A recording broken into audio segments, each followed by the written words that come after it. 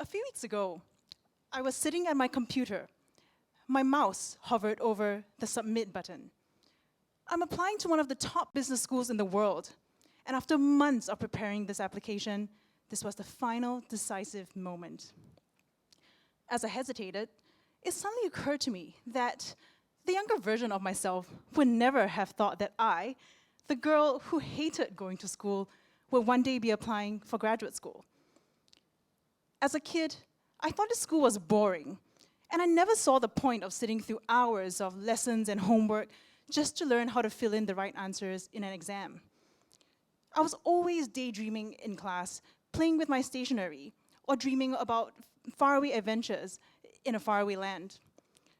My teachers would complain to my parents that, while I was very intelligent, I simply had no interest in school. It didn't help that I come from a typical Asian family where getting good grades is very important. My parents would threaten to throw away my toys if I didn't improve my grades. They would also threaten me with a cane. One stroke for every 5 marks below an A.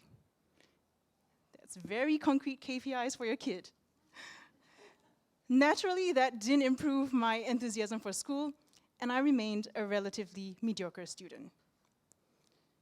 When I was about 8 or 9, I went to stay with my grandmother for a few days during the school holidays.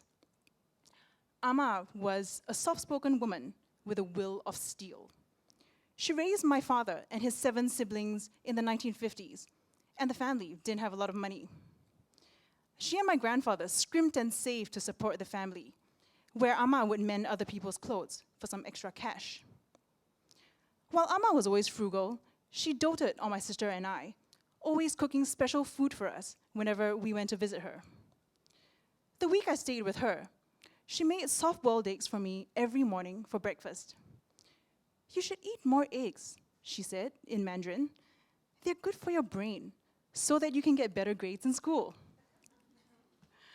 Before I could ask if my parents had told her about my lackluster performance in school, she began to tell me the story of her own childhood.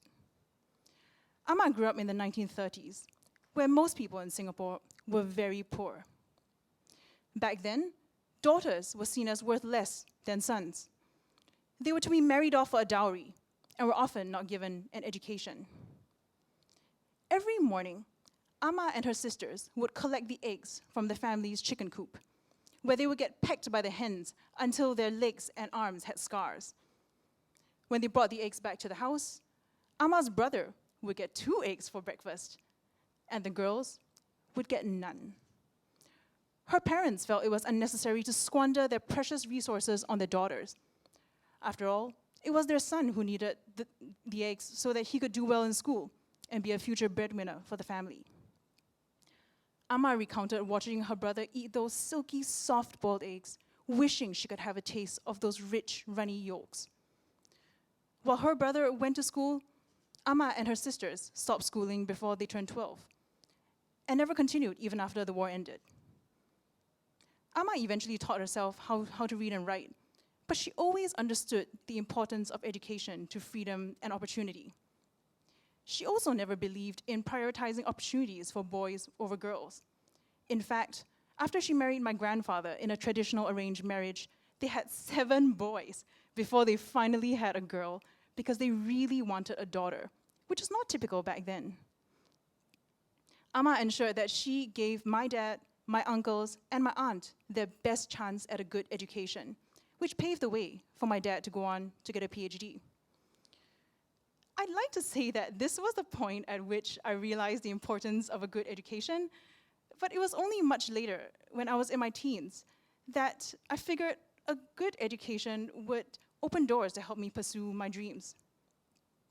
I started putting some effort into studying, eventually doing well enough to get awarded a scholarship for my undergraduate studies.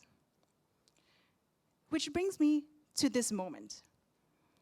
As I took a deep breath and clicked submit, I silently thanked Amma and the sacrifices her generation made that lets me live the life I have today with all these opportunities that are available to me.